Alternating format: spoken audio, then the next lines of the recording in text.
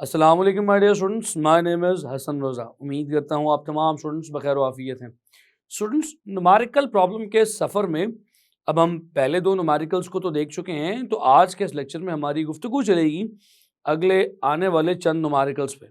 आज हम बात करेंगे न्यूमेरिकल प्रॉब्लम नंबर 3, 4, 5 और 6 पे। ये चार न्यूमेरिकल्स हम आज के इस लेक्चर में डिस्कस करने वाले हैं, तो चलिए फिर चलते हैं व्हाइट बोर्ड की जानिब। डियर स्टूडेंट्स, इस वक्त हमारी स्क्रीन्स पर हमारे सामने है आज का पहला न्यूमेरिकल प्रॉब्लम। इस चैप्टर के लिए ये थर्ड न्यूमेरिकल प्रॉब्लम है। डियर स्टूडेंट्स, न्यूमेरिकल प्रॉब्लम है क्या, चलिए पढ़ते हैं। क्वेश्चन है, an electron jumps from a energy level of -3.5 into 10⁻⁻⁻ -19 यानी एक इलेक्ट्रॉन जंप कर रहा है इस पर्टिकुलर एनर्जी लेवल पर, जिसकी इस पर्टिकुलर एनर्जी लेवल से जिसकी वैल्यू है -3.5 इंटू 10⁻⁻19 जाउल्स। और कहाँ जंप कर रहा है? To the final E F energy level of -1.2 into 10⁻⁻18 joules. तो ये -3.5 इंटू 10⁻⁻19 जाउल से जंप कर रहा है -1.2 इंटू 10⁻⁻18 जाउल्स पर। तो डियर स्टूडेंट्स, अब आपसे पूछा ये जा रहा है, what is the wavelength of emitted light. Emitted light जो है, इसकी वेवलेंथ क्या होगी?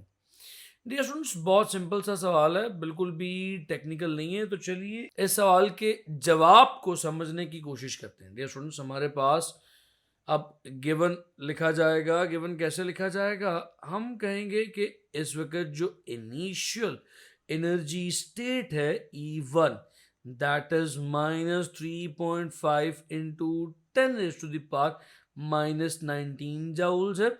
और इसी तरह से जो E2 एनर्जी स्टेट है जहां पर फॉल कर रहा है, डियर स्टूडेंट्स, दैट इज क्या है वो? और E2 एनर्जी स्टेट जहां पर फॉल कर रहा है, dear students, that is -1.20 into 10⁻⁻18 joules है। सो ये दो एनर्जी स्टेट्स हमें दी गई हैं, डियर स्टूडेंट्स, और हमसे कहा जा रहा है बताइए क्या वेवलेंथ है जो एमिट हुई होगी। तो अब आप रिक्वायर्ड लिखेंगे। रिक्वायर्ड पे आपको वेवलेंथ बतानी है, तो यहाँ पे आप लेमडा लिखेंगे जो एमिट हो रही है। तो डियर स्टूडेंट्स, सब चलते हैं इसके सोल्यूशन की जानिब। इसका सोल्यूशन बिल्कुल भी टेक्निकल नहीं है।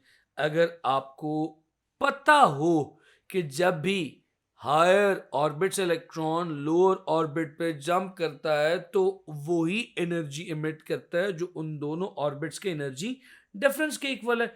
इस बात को समझने के लिए डियर स्टूडेंट्स जरा यहां पर तवज्जो करें। सपोज करें कि ये हमारे पास एक न्यूक्लियस है जिसके गिर्द इलेक्ट्रॉन किसी हायर ऑर्बिट में रिवॉल्व कर रहा है। डियर स्टूडेंट्स, ये जो इलेक्ट्रॉन किसी हायर ऑर्बिट में रिवॉल्व कर रहा है, जब ये जंप करके लोअर ऑर्बिट में आएगा तो एनर्जी रिलीज करेगा। सपोज कर लीजिए कि ये जंप करके इस लोअर ऑर्बिट E1 में आ रहा है। अब इसकी इस जंप के दौरान एक एमिशन होगी। अब ये एमिशन किसके इक्वल होगी? ये एमिशन होगी डेल्टा E एनर्जी के इक्वल, जो E2 माइनस E1 के बराबर होगी। हम उस सूरत में E2 माइनस E1 कह सकते हैं कि जब ये E2 से जंप करके E1 पे आ रहा हो। माय डियर स्टूडेंट्स, इसी तरह से अब यहाँ पर E2 E1 की कुछ वैल्यूज आपको दे दी गई हैं। इसे E2 E1 भी कह सकते हैं। इसे मोर स्पेसिफिकली आप E इनिशियल जहां से जंप करके आ रहा है और E फाइनल जहां पर जंप कर रहा है, ई एफ भी लिख सकते हैं। डियर स्टूडेंट्स, चलिए तो अब हम इसे थोड़ा सा ई एफ की तरह रिफाइन कर लेते हैं। अब सोल्यूशन की कहानी तो हमें समझ आ गई है, लेकिन प्रॉब्लम यह है फॉर्मूला कौन सा यूज करेंगे। डियर स्टूडेंट्स, हम फॉर्मूला यहां पर यूज करेंगे, बहुत सिंपल है। E is equals to 8c over lambda का। तो वेवलेंथ किसके इक्वल होगी dear students? Lambda would be equals to 8c over E के इक्वल। लेकिन यहां पर E गिवन नहीं है, यहां पर आपको E इनिशियल और E फाइनल गिवन है, यानी कि यहां पर डेल्टा E इस्तेमाल होगा। सो लेमडा किसके इक्वल आ जाएगा? 8c ओवर डेल्टा ई के माय डियर स्टूडेंट्स। अब आपके पास तमाम वैल्यूज हैं, तो चलिए पुट करते हैं। एच की वैल्यू है 6.63 इंटू 10⁻⁻34। सी की वैल्यू है 3 इंटू 10⁸ और डेल्टा ई के लिए जो आप फॉर्मूला यहाँ पर यूज करेंगे वो कौन सा है, फाइनल माइनस इनिशियल वाला। तो फाइनल वैल्यू है -1.2 इंटू 10⁻⁻18। और डियर स्टूडेंट्स इनिशियल के लिए जो वैल्यू है वो -3.5 इंटू 10⁻⁻19 की है। तो ये वैल्यू चूंकि अब आप सारी पुट कर चुके हैं यहाँ पर, इसको अगर आप सॉल्व करेंगे डियर स्टूडेंट्स तो आपके पास जो जवाब आएगा it would be equal to lambda की वैल्यू आ जाएगी 234 नैनोमीटर्स। तो मैं फाइनली यहाँ पे जवाब लिखता हूँ 234 इंटू 10⁻⁻9 मीटर्स। यहाँ lambda is equal to 234 nanometres. तो ये लीजिए मेरे पास ये लेमडा की वैल्यू आ चुकी है। तो dear students lambda is here. अब ये सवाल तो बहुत सिंपल था, उम्मीद करता हूँ कि आपको समझ आ गया। अब हम मूव ऑन करेंगे आज के अपने नेक्स्ट क्वेश्चन की जानिब डियर स्टूडेंट्स। डियर स्टूडेंट्स ये रहा हमारे आज के लेक्चर का सेकंड क्वेश्चन, जो कि इस चैप्टर का ये फोर्थ क्वेश्चन है।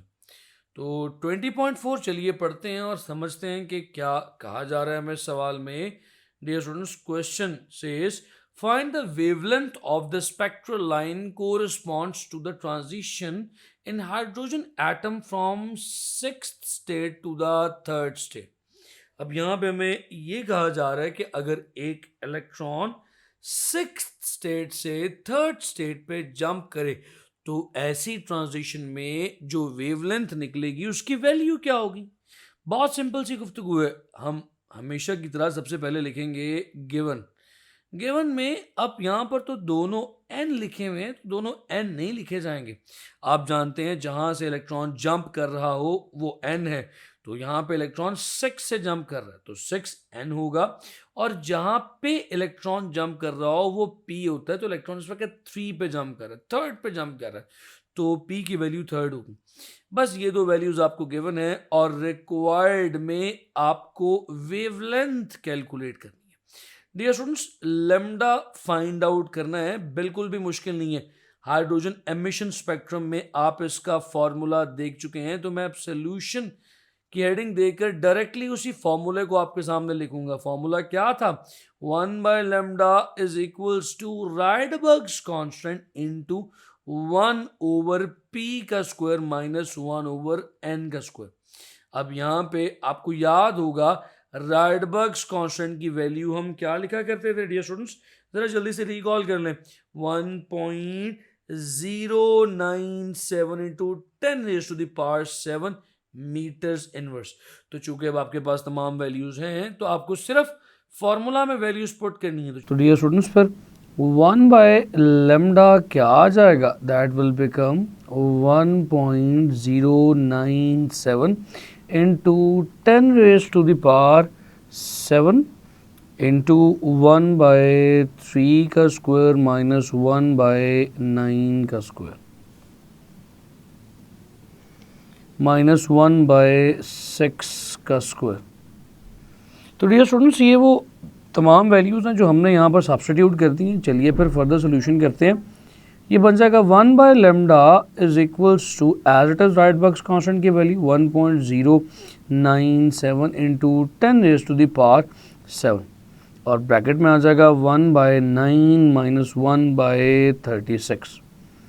डियर स्टूडेंट्स अगर आप इसका एलसीएम लेकर सॉल्व करना चाहें तो ये बन जाएगा 1.097 इंटू 10⁻⁷ और यहाँ पर अगर आप एलसीएम लेकर सॉल्व करें तो एलसीएम यकीनन 36 आ जाएगा और ऊपर 9 4 सा 36 होता है तो 4 माइनस 1 बन जाएगा।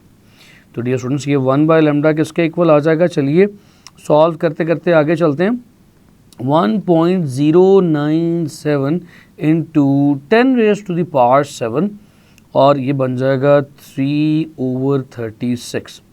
आप चाहें तो इसे कैंसिल भी कर सकते हैं, 3/36 कैंसिल होके 1/12 आ जाएगा। तो फाइनली 1/λ बन जाएगा 1.097 इंटू 10⁻⁷ इंटू 1/12। ब्रैकेट क्लोज कर ली। तो फाइनली फिर हमारे पास लेमडा की वैल्यू डियर स्टूडेंट्स आ जाएगी 12/1.097 इंटू 10⁻⁷। इस फ्रैक्शन को थोड़ा सा ज़रा एलोंगेट कर लेते हैं लाइक दिस। डियर स्टूडेंट्स, अगर आप फिर फाइनली इसे सॉल्व करें तो आपके पास जो फाइनल सोल्यूशन आता है दैट इज़ 1093 नैनोमीटर्स। तो यही हमारा रिक्वायर्ड आंसर था। हमारी जो रिक्वायर्ड वेवलेंथ है वो यही है 1093 नैनोमीटर्स। ऑलराइट जी डियर स्टूडेंट्स, इस वक्त हमारी स्क्रीन पर अगला न्यूमेरिकल प्रॉब्लम 20.5 मौजूद है। इस 20.5 न्यूमेरिकल में हमसे पूछा जा रहा है compute the shortest wavelength in the Balmer series. Balmer series की शॉर्टेस्ट वेवलेंथ हमें बताएं क्या है, what value of n must be use. Dear students, अगर आपने मेरे सारे लेक्चर्स शुरू से सुने हैं तो जब मैं बाल्मर सीरीज पढ़ा रहा था तब मैंने मैक्सिमम और मिनिमम वेवलेंथ कैलकुलेट करना सिखाई थी। लेकिन चूंकि अब ये सवाल न्यूमेरिकल प्रॉब्लम की सूरत में हमारे सामने है तो हमें इसे यहाँ पर दोबारा से ज़रा सॉल्व करना है। मुझे यकीन आप मेरे सॉल्व करने से पहले ही इसे सॉल्व कर लेंगे। सो आपको बाल्मर सीरीज में शॉर्टेस्ट वेवलेंथ बतानी है। अब बाल्मर सीरीज में इलेक्ट्रॉन हमेशा फॉल करता है सेकंड पे, तो पी की वैल्यू यहाँ पर हमेशा 2 होगी। डियर स्टूडेंट्स, क्योंकि शॉर्टेस्ट या मिनिमम वेवलेंथ फाइंड आउट करनी है तो याद रखें मिनिमम वेवलेंथ का मतलब है एनर्जी मैक्सिमम। और एनर्जी मैक्सिमम उस सूरत में होती है जब इलेक्ट्रॉन बहुत दूर से बहुत लंबी जंप करके आ रहा हो। तो मैक्सिमम एनर्जी उसी सूरत में एमिट होगी जब इलेक्ट्रॉन इन्फिनिटी से जंप करके आ रहा हो। तो अब यहाँ पे इलेक्ट्रॉन जंप करके आ रहा है इन्फिनिटी से, तो एन की वैल्यू हम इन्फिनिट लेंगे। ये वो पहली चीज थी जिसका इल्म होना हमें बहुत ज़्यादा ज़रूरी है। अब हम रिक्वायर्ड में क्या लिखेंगे, हमें क्या चीज़ दरकार है dear students, we need the value of wavelength. हमें लेमडा की वैल्यू दरकार है, लेमडा मिनिमम। तो अब आपके पास सब कुछ है, चलिए सोल्यूशन की जानिब। सोल्यूशन में आप बाल्मर सीरीज का फॉर्मूला लिख देंगे, दैट इज वेरी सिंपल। क्या है बाल्मर सीरीज का formula? 1/λ is equals to Rydberg's constant 1/2 का स्क्वायर माइनस 1/n का स्क्वायर। बाल्मर सीरीज के लिए हम जनरल ये वाला फॉर्मूला यूज किया करते हैं। अगर आप इसमें वैल्यूज पुट कर दें तो 1/λ मिनिमम, मिनिमम वेवलेंथ के लिए Rydberg's constant as it is my into 1/2 का स्क्वायर माइनस 1/इन्फिनिटी का स्क्वायर, क्योंकि अब इलेक्ट्रॉन इन्फिनिटी से आ रहा है। So 1/λ minimum dear students would be equals to Rydberg's constant into 1/2 का स्क्वायर यानी कि 4, and something over infinity will become 0। तो हमारे पास सिचुएशन बन जाएगी 1/λ minimum is equals to Rydberg's constant over 4। Dear students, ये तो वैल्यू है किसकी? 1/λ मिनिमम की। तो लैम्डा मिनिमम किसके इक्वल आ जाएगा? अगर आप रेसिप्रोकल ले लें तो ये 4/राइडबर्ग्स कांस्टेंट बन जाएगा। तो अगर लैम्डा मिनिमम चाहते हैं तो वैल्यूज पुट कर लीजिए। 4/राइडबर्ग्स कांस्टेंट इज 1.097 इंटू 10⁻⁷। तमाम वैल्यूज आपके पास हैं। कैलकुलेटर्स पर अगर आप पुट करें तो आप हासिल करेंगे 364 इंटू 10⁻⁻⁹ मीटर्स, यानी कि लेमडा मिनिमम की जो वैल्यू है वो 364 नैनोमीटर्स आ जाएगी, जो कि विजिबल रीजन में लाया करती है डियर स्टूडेंट्स। तो ये रहा हमारा 20.5 न्यूमेरिकल भी, जो बहुत सिंपल था। उम्मीद करता हूँ आपको ये न्यूमेरिकल भी समझ आ चुका है डियर स्टूडेंट्स। अब हम बगैर किसी ताखीर के बढ़ेंगे नेक्स्ट क्वेश्चन की तरफ। तो डियर स्टूडेंट्स, इस वक्त हमारे सामने स्क्रीन पर मौजूद है 20.6 न्यूमेरिकल प्रॉब्लम। इस न्यूमेरिकल प्रॉब्लम को पढ़ते हैं फिर से। यही न्यूमेरिकल प्रॉब्लम इससे प्रीवियस न्यूमेरिकल प्रॉब्लम से काफ़ी मेल खाता है, काफ़ी सिमिलर है। कॉन्सेप्ट बहुत एक जैसा है दोनों न्यूमेरिकल्स में डियर स्टूडेंट्स। चलिए पढ़ते हैं। ये न्यूमेरिकल प्रॉब्लम की स्टेटमेंट कहती है calculate the longest wavelength of radiation for the Paschen series. Paschen series के लिए लॉन्गेस्ट वेवलेंथ की अब आपने वैल्यू बतानी है क्या है। अब डियर स्टूडेंट्स यहाँ पर फिर से देखें, जो चीज़ें इंपॉर्टेंट है वो ये है कि पेस्टन सीरीज और लॉन्गेस्ट वेवलेंथ। चलिए अब बगैर किसी ताखीर के जल्दी से लिख लेते हैं इसका भी गिवन। इस गिवन में माय डियर स्टूडेंट्स आप लिखेंगे सबसे पहले एन। याद रखिए कि लॉन्गेस्ट वेवलेंथ में इलेक्ट्रॉन बिल्कुल वेरी नेक्स्ट शेल से जंप करके उस पर्टिकुलर शेल पे फॉल कर रहे हैं। अब पेस्टन सीरीज में डियर स्टूडेंट्स जहन में रख लें सबसे पहले कि पेस्टन सीरीज में इलेक्ट्रॉन कहाँ फॉल करते हैं। हमने अपनी क्लास में पढ़ा हुआ है पेस्टन सीरीज में इलेक्ट्रॉन थर्ड शेल पे फॉल करता है। आपको याद होगा लाइमन में इलेक्ट्रॉन पहले पे फॉल करते हैं, बाल्मर के मुताबिक इलेक्ट्रॉन सेकंड पे फॉल करता है, पेस्टन में थर्ड पे, ब्रैकेट पे फोर्थ पे, और फंड में एंड पे फिफ्थ ऑर्बिट पे इलेक्ट्रॉन फॉल किया करता है। तो पेस्टन में electron falls on the third shell, तो पी की वैल्यू 3 आ गई। और साथ ही डियर स्टूडेंट्स एन, अब क्योंकि मैक्सिमम ये लॉन्गेस्ट वेवलेंथ कैलकुलेट करनी है तो इलेक्ट्रॉन वेरी नेक्स्ट शेल यानी कि 4 से जंप करके 3 पे आएगा। तो आपके पास रिक्वायर्ड में क्या लिखा जाएगा, आपको वेवलेंथ चाहिए डियर स्टूडेंट्स लेमडा की वैल्यू। सो ये लेमडा खास लेमडा, आम नहीं है, ये लेमडा मैक्सिमम है पेस्टन सीरीज की, आपको ये फाइंड आउट करनी है। तो चलिए अब सोल्यूशन की जाने बढ़ते हैं और वो फॉर्मूला लिखते हैं जो पेस्टन सीरीज के लिए आपने पढ़ा हुआ है। So 1 by lambda is equals to Rydberg's constant into 1 by 3 का स्क्वायर माइनस 1 बाय n का स्क्वायर। अब डियर स्टूडेंट्स आप इसी फॉर्मूला में वैल्यूज पुट करेंगे तो ये बन जाएगा 1 by lambda max, maximum wavelength के लिए, is equal to Rydberg's constant as it is 1 by 3 का स्क्वायर माइनस 1 बाय n की जगह आप लिखेंगे 4 का स्क्वायर। तो डियर स्टूडेंट्स आपके पास जो इक्वेशन बन जाएगी वो Rydberg's constant is into 1 by 9 minus 1 by 16, कुछ इस तरह की इक्वेशन बनेगी। अगर डियर स्टूडेंट्स आप इस सारी साइड को सॉल्व करें तो ये Rydberg's constant as it is LCM लेंगे तो एलसीएम आ जाएगा 144, ऊपर 16 माइनस 9, सिंपल एलसीएम को सॉल्व करूं जिस तरह से एलसीएम को सॉल्व किया जाता है। सॉल्व करने के बाद हमारे पास जो इक्वेशन बनेगी वो 1 by lambda max is equals to Rydberg's constant 7 over 144 की बन जाएगी। तो finally my dear students lambda max किसके इक्वल आ जाएगा 144 over 7 into Rydberg's constant. So you have got all the values, आपके पास वैल्यूज हैं, सॉल्व कीजिए। 144 को ऊपर रखिए divided by 7 into Rydberg's constant की value 1.097 into 10 is to the power 7 my dear students.